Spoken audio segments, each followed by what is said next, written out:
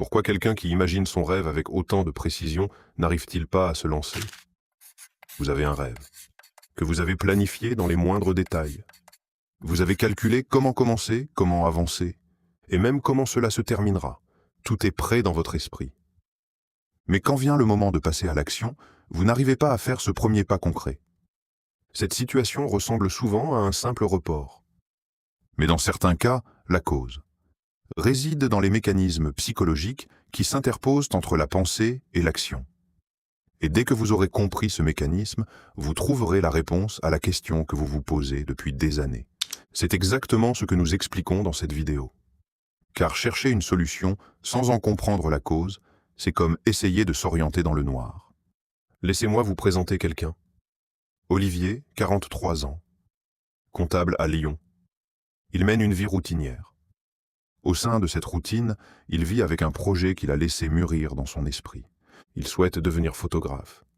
Il ne souhaite pas s'y adonner comme un simple passe-temps, mais de manière véritablement professionnelle. Il prend des photos dès qu'il en a l'occasion, par exemple le week-end ou pendant les vacances. Tout son entourage lui dit qu'il est très doué, qu'il a du talent. Mais il ne parvient pas à faire passer ce passe-temps, qu'il pratique dès qu'il en a le temps, à un niveau supérieur. Si vous lui demandez, la réponse est toute prête. Je n'ai pas le temps. Les enfants sont petits. Le risque financier est trop grand, peut-être après la retraite. Mais il sait lui-même qu'aucune de ces réponses n'est tout à fait vraie. La nuit, avant de s'endormir, il monte ses expositions. Et le matin, dès son réveil, il continue à ouvrir ses dossiers comptables. Et cela se transforme en un cycle qui dure des années. Olivier n'est pas quelqu'un d'exceptionnel. Des millions de personnes vivent cette histoire. Peut-être la vivez-vous vous aussi. Vu de l'extérieur, ce tableau semble simple. Il ne doit pas le vouloir vraiment. Ou bien, il n'a pas le courage. Mais c'est un jugement hâtif. Car la raison n'est ni un manque de passion, ni un manque de courage. Les recherches en psychologie sont très claires. La procrastination n'est généralement pas un problème de gestion du temps, mais un problème de gestion des émotions. En d'autres termes, vous ne remettez pas la tâche à plus tard. Vous fuyez l'émotion que vous pensez que cette tâche va susciter en vous. Cela semble être une petite différence. Mais cette petite différence change tout. C'est exactement ce que nous allons vous expliquer dans la suite de cette vidéo. À travers l'exemple d'Olivier, étape par étape. Dans la culture française, il existe un mot dont le poids se fait fortement ressentir dans la vie. Nous le connaissons tous, réussir. Dès les années d'école, la réussite devient une partie intégrante de l'identité. La pression des grandes écoles, les attentes familiales, la comparaison sociale. Tout cela enseigne silencieusement à l'esprit. Essayer et échouer est plus dangereux que de ne jamais avoir essayé. C'est là que le cercle vicieux commence, n'est-ce pas? Plus le rêve grandit, plus le risque d'échec grandit. Plus le risque grandit, plus le cerveau amplifie la menace. Plus la menace grandit, plus l'inaction semble logique. Tant que vous n'essayez pas, vous ne pouvez pas échouer. Si cela est extrêmement réconfortant à court terme, à long terme, la situation se transforme en une déception lente et silencieuse. Nous trahissons les rêves que nous avons nourris. Et nous-mêmes, qui avons nourri ces rêves. Je voudrais maintenant vous poser une petite question. Selon vous, qu'est-ce qui est le plus difficile? Échouer ou ne jamais avoir essayé? Vous pouvez répondre dans les commentaires. Car ce que vous allez voir dans un instant vous expliquera pourquoi cette réponse est plus importante que vous ne le pensez. Reprenons l'histoire d'Olivier. Un samedi soir, Olivier a allumé son ordinateur portable. « Ce soir, je fais des recherches », s'est-il dit. Il a d'abord regardé comment travaillaient les photographes indépendants. Puis il a comparé les prix du matériel. Il avait déjà un bon appareil photo. Il a ensuite parcouru les comptes Instagram d'autres photographes. Puis il a fait une recherche sur comment se lancer en freelance. Il s'est tellement laissé emporter par tout cela que 2 heures s'étaient déjà écoulées. Il se sent fatigué, mais bien. Il a l'impression d'avoir fait quelque chose. Mais en réalité, ce n'est rien de plus que les recherches qu'il mène depuis des années. En psychologie, on appelle cela la procrastination productive. Sa véritable mission consistait à trouver son premier client et à créer sa première page de portfolio. Mais il s'est encore une fois laissé distraire par des activités similaires mais présentant un risque bien moindre. Recherche, planification, préparation. Tout cela semble sans risque. Tout cela lui procure un faux sentiment de progrès.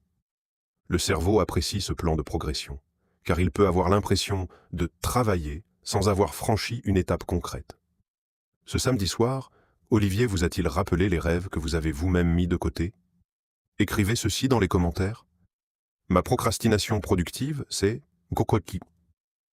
Remplissez l'espace vide selon votre cas. Faire des recherches, planifier, lire un livre, autre chose, vous verrez que ce n'est pas du tout un cas rare. Examinons maintenant les schémas comportementaux qui apparaissent dans ce cycle. Dans ce tableau, 3 schémas reviennent sans cesse. Le premier est la fusion identitaire. La phrase « Un jour, je serai photographe » se transforme peu à peu, au fond de vous, en « Je suis photographe », alors que vous n'avez pas encore le moindre client. À ce stade, franchir une étape concrète vous semble dangereux, car si vous échouez, ce n'est pas seulement cette initiative qui échouera, mais vous-même. Lorsque l'identité est menacée, le cerveau réagit par un blocage. Ne pas agir devient alors le moyen le plus sûr de se protéger de cette menace. Le deuxième est le syndrome de l'imposteur. Ce sentiment est particulièrement fort chez les Français d'âge mûr. La pensée « Il y a déjà des gens qui font ce métier, qui suis-je donc ?»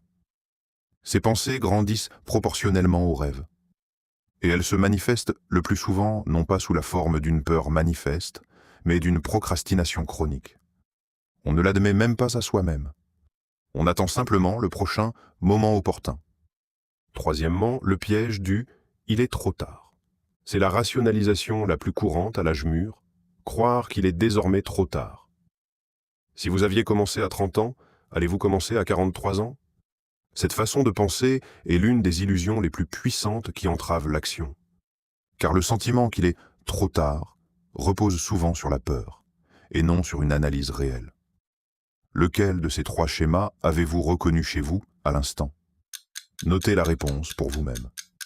Elle vous sera utile dans un instant. La chercheuse en psychologie Gabriele Oettingen a étudié ce sujet pendant des années. S'imaginer en train de réussir et ressentir ce moment comme si on le vivait réellement. N'augmente souvent pas la motivation. Au contraire, elle la diminue, car le cerveau a déjà goûté à cette récompense. Et le besoin de passer à l'action s'affaiblit. C'est pourquoi se contenter de rêver ne suffit pas.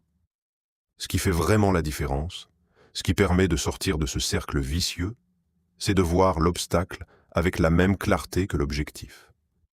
Dire « je veux devenir photographe » ne suffit pas. La question « qu'est-ce qui m'empêche d'avancer en ce moment ?» doit également être présente. C'est le fait de porter ces 2 questions ensemble. Qui change la direction de votre énergie? Mais qu'est-ce que cela signifie concrètement? Vous pouvez voir grand. Mais faites en sorte que le premier pas soit si petit qu'il en soit presque insignifiant. Pas « je vais créer un site portfolio », mais « aujourd'hui, je vais choisir 3 photos ». Le cerveau perçoit le grand objectif comme une menace. Le petit pas, en revanche, ne l'effraie pas. Et bien souvent, l'action naît précisément de ces petits débuts. Une autre chose importante, tout le monde dans l'entourage d'Olivier sait déjà qu'il deviendra un jour photographe. Car il en parle souvent, il explique ses projets et partage clairement ce qu'il souhaite faire. Au fil du temps, son entourage commence à le percevoir sous cette identité. Cette reconnaissance sociale crée un effet inattendu dans l'esprit. Même si l'on n'a pas encore commencé, on peut se sentir en partie déjà accompli.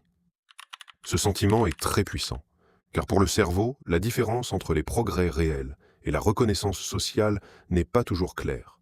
Cette situation peut réduire le besoin de passer à l'action. C'est pourquoi, parfois, au lieu de parler sans cesse d'un objectif, il est plus efficace d'y travailler en silence. Et quant au sentiment d'être trop en retard, cette pensée ne reflète souvent pas la réalité. Léon Tolstoï a appris à faire du vélo à l'âge de 50 ans. Ce détail peut sembler insignifiant. Mais ce qui importe, c'est ceci. Il n'y a pas de seuil d'abyssin, d'âge idéal pour se lancer dans quelque chose de nouveau. Commencer à 43 ans, c'est avoir 4 ans d'expérience à 47 ans. Non, ne jamais commencer, c'est simplement regarder le temps passer. Au début de la vidéo, je vous avais posé une question. Qu'est-ce qui est le plus difficile? Avoir peur d'échouer ou ne jamais avoir essayé? Réfléchissez-y à nouveau. Quelle était votre réponse? Tout comme l'histoire d'Olivier ne s'arrête pas ici, la vôtre ne s'arrête pas non plus. Ce rêve est toujours là. Ce qui vous est venu à l'esprit au début de cette vidéo est toujours là. Le problème n'est pas de le porter. Le problème, c'est de ne pas y toucher. Pour ne pas le perdre. Commencer ne doit pas nécessairement être parfait. Cela doit simplement être authentique. Si cette vidéo vous a révélé quelque chose de clair sur vous-même, ne l'ignorez pas. Partagez-la avec quelqu'un. Peut-être qu'il y a en lui aussi quelque chose qui attend depuis longtemps. Et écrivez ceci dans les commentaires. Si vous cessiez de remettre à plus tard, par quoi commenceriez-vous en ce moment? Je lis.